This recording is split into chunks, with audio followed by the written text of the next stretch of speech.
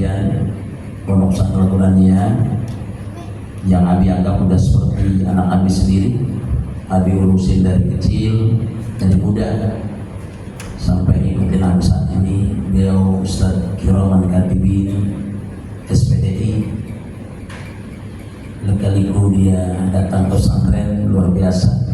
Mungkin kalau diceritakan pasti meneteskan air mata karena keprihatinan, kepedihan serta kesengsaraan yang beliau alami sampai terdampar di pesantren, sampai Abi terima dia sebagai santri, dan alhamdulillah sudah sampai saya. Dan alhamdulillah semuanya berkat iradat Allah dia bisa ditempatkan di pondok ini dan bisa melayani umat, termasuk kita semua yang ada di pondok.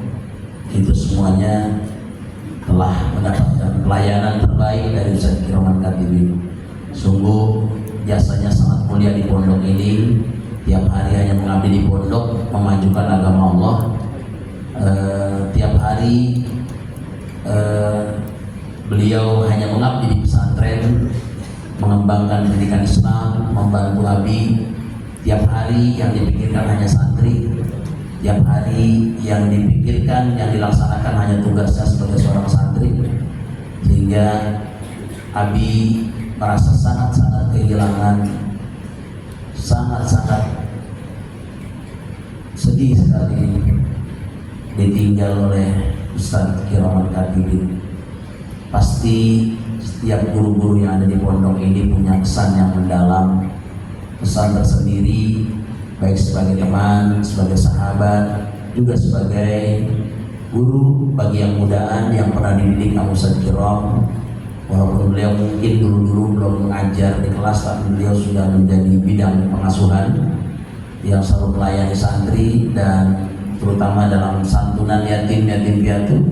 Dari masih muda beliau selalu ngajak-ngajak menjadi pembimbing, dan itu dirasakan betul tanggung jawabnya, dedikasinya kepada Al-Quraniyah.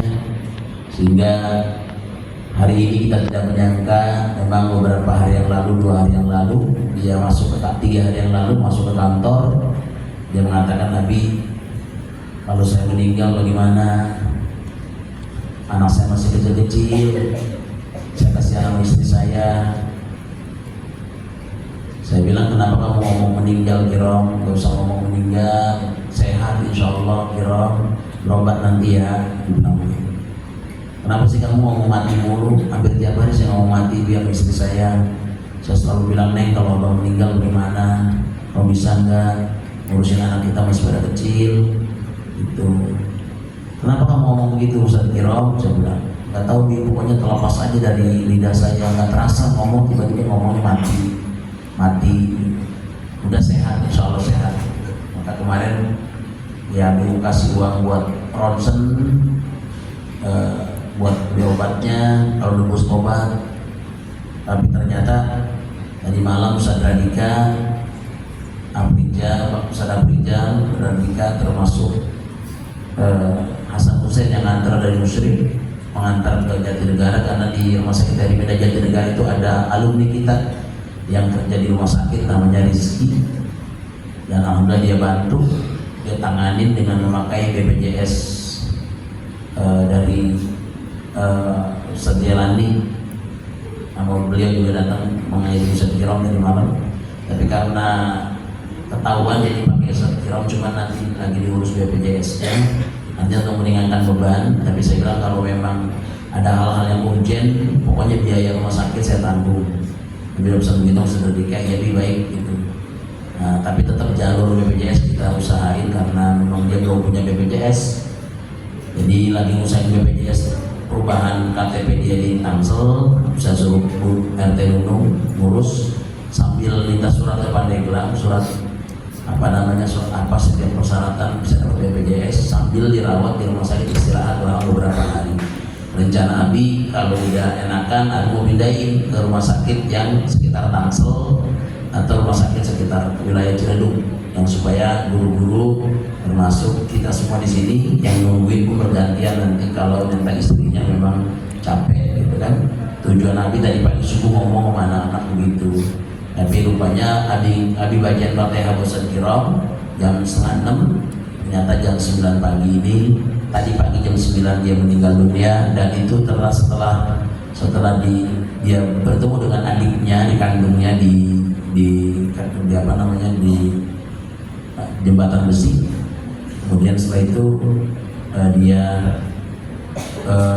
mengatakan seperti ini, yang betul katanya tadi dituangkan ke saya, abang udah gak kuat, abang nyesek mulu, abang sakit gitu, abang udah gak kuat, abang udah mati aja dah kali gitu.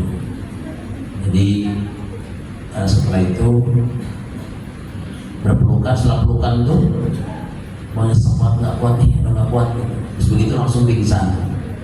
Habis pingsan udah langsung ngedrop jam 9 meninggal. Jadi cepat sekali prosesnya, karena memang dia orang baik, dia orang soleh. Ya memang tiap hari gak ada pergaulan dia juga yang dengan anak yang bermasalah, gak ada. Dia hanya mikirin pondok doang tiap hari sama Abi. Yang musiknya itu bagaimana anak-anak. Dia menghubungi wali santri yang bermasalah, itu udah kerjaan dia tiap hari. Jadi perjuangannya amat sangat berat, ya.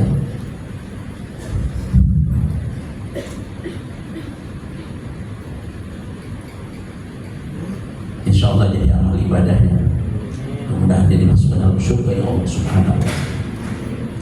Mari kita bacakan Fatihah. Semoga Ustaz Kiramat Katibin yang ampuni segala dosa-dosanya, diterima amal ibadah dan dimasukkan dalam surga ya Allah Subhanahu wa ta'ala. Al-Fatihah.